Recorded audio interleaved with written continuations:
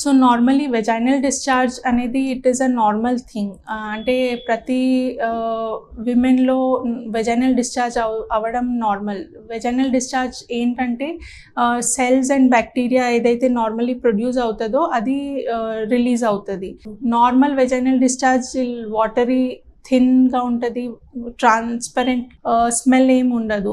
ఒకవేళ స్మెల్ ఉండడం కానీ, థిక్ డిశ్చార్జ్ కానీ, చేంజ్ ఇన్ కలర్, కడుపు నొప్పి, ఇచ్చింగ్ ఇట్లాంటివి సిమ్టమ్స్ ఉంటే that indicates there is some infection. Infection చాలా రీజన్స్ వల్ల ఉండొచ్చు. బ్యాక్టీరియల్ ఇన్ఫెక్షన్స్ కానీ, ఫంగల్ ఇన్ఫెక్షన్స్ వల్ల ఉండొచ్చు. మోస్ట్ కామన్లీ ఏంటంటే bacterial vaginosis is one of the most common cause of vaginal infection and vaginal discharge. Bacterial వెజైనోసిస్లో ఏమవుతుందంటే నార్మలీ వెజైనల్ డిశ్చార్జ్లో normal bacteria and harmful bacteria అనేది ఉంటుంది. సో ఎప్పుడైతే నార్మల్ బ్యాక్టీరియా కాన్సన్ట్రేషన్ తగ్గుతుందో అప్పుడు హార్మ్ఫుల్ బ్యాక్టీరియా గార్డెనెల్ లాగా ఎక్కువ అవుతాయి. సో దానివల్ల ఇది pH అంటే ద అసిడిక్ ఎన్వైరన్మెంట్ వెజైనల్లో అనేది ఆల్టర్ అయ్యి the discharge that is produced is abnormal. ఆ డిశ్చార్జ్ కలర్ గ్రేష్ వైట్ ఉంటుంది. ప్లస్ టిపికల్ ఫిషీ ఓడర్ స్మెల్ అంటాము. అంటే అండ్ స్పెషలీ ఇది సెక్షువల్ ఇంటర్కోర్స్ తర్వాత ఎక్కువ చూస్తారు.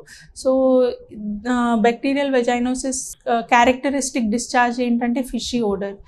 దీనికి ఎలా డిటెక్ట్ చేస్తామంటే పేషెంట్స్ అబ్నార్మల్ డిశ్చార్జ్తో ప్రెజెంట్ అవ్వచ్చు, లేదా కడుపు నొప్పి ఆర్ ఇంటర్కోర్స్ తర్వాత ఇచ్చింగ్ కానీ, యూరినరీ ప్రాబ్లమ్స్ ఇట్లాంటివి సిమ్టమ్స్తో ప్రెజెంట్ అవుతారు. సో ఎప్పుడైతే ఇట్లాంటివి సిమ్టమ్స్ ఉన్నాయో డాక్టర్ని కన్సల్ట్ అవుతే ఎగ్జామిన్ చేసేటప్పుడు discharge colour and quantity examine చేస్తాము. అదే టెస్ట్ తీసి పంపిస్తే మైక్రోస్కోప్కి we can identify the organism. Lactobacillus అనేది తగ్గుతుంది, ప్లస్ హార్మ్ఫుల్ బ్యాక్టీరియాస్ అనేవి ఎక్కువ ఉంటాయి. ట్రీట్మెంట్ బ్యాక్టీరియల్ వెజైనోసిస్ది యాంటీబ్యాక్టీరియల్స్ ఇస్తాము, యాంటీబయోటిక్స్ ఇస్తాము. అండ్ ఒక 2 daysలో ట్రీట్మెంట్ తీసుకున్న తర్వాత ఒకవేళ ఇంప్రూవ్మెంట్ ఉందంటే ట్రీట్మెంట్ ఆపేయొద్దు. Complete course of antibiotics use చేయాలి, లేదంటే ఈ సిమ్టమ్స్ రికర్ అయ్యే ఛాన్సెస్ ఎక్కువ ఉంటుంది. ఈస్ట్ ఇన్ఫెక్షన్ అంటే మోస్ట్ కామన్లీ మనం చూసేది fungal infection is candida albicans, అంటే క్యాండిడియాసిస్ అని చెప్తాము. క్యాండిడియాసిస్లో ఏమవుతుందంటే నార్మలీ డిశ్చార్జ్ అనేది థిక్ కర్డీ వైట్ ఉంటుంది. అంటే కాటేజ్ చీజ్ అపియరెన్స్ అంటాము. సో థిక్ కర్డీ డిశ్చార్జ్ ఉంటుంది. అండ్ దీనివల్ల వచ్చే సిమ్టమ్స్ సివియర్ ఇచ్చింగ్, దురద ఉండడం, యూరినరీ ప్రాబ్లమ్స్, యూరిన్లో మంట ఉండడం, ఇవి చాలా కామన్ ఉంటుంది.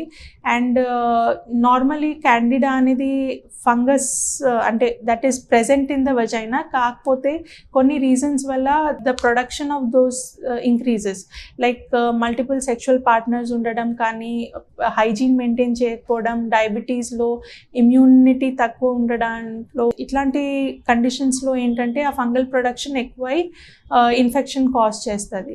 ప్లస్ ఈ సిమ్టమ్స్ ఉంటే again you have to see a doctor and మళ్ళీ పెల్విక్ ఎగ్జామినేషన్ చేసి టెస్ట్ తీస్తారు. అదే మైక్రోస్కోపిక్ ఎగ్జామినేషన్లో ఫంగల్ స్పోర్స్ అనేవి కనిపిస్తాయి.